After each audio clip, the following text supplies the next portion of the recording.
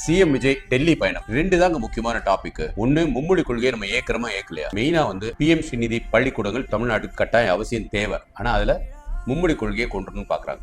So Tamil Nadu எங்கும் ரெண்டு மொழி தான் நாங்க ஒத்துப்போம். இது வரைக்கும் எங்க வளர்ச்சி ரெண்டு மொழியிலேயே இவ்வளவு அழகா இருக்கு.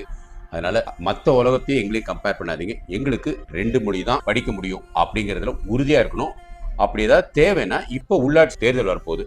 அப்ப தமிழ்நாடு எங்கும் அது நம்ம அதுல ஒரு கேள்வி கேட்கலாம். உங்களுக்கு ரெண்டு மொழி வேணுமா, 3 மொழி வேணுமா, இல்ல 15 மொழி வேணுமா அப்படின்னு ஒரு கேள்வி கேட்டு அதுல மக்களை ஓட்டோட இந்த ஓட்டையும் போட சொல்லலாம். அப்ப தமிழ்நாடு ஃபுல்லா இருக்கிற மக்கள் அதுல ஓட்டடிப்பாங்க. நமக்கு அதுல கிளியரா தெரிஞ்சிடும். ரெண்டாவது, தண்ணி இந்த கர்நாடகாக்காரன் கொடுக்க மாட்டேன்னு சொல்லிட்டு இருக்காங்க இல்லையா, அதையும் உறுதியா நிக்கிறோம். இல்லைன்னா ஒரு 2 நாள் நம்ம அங்க போராட்டம் பண்றோம்னு சொல்லி பயமுறுத்திட்டு வரணும்.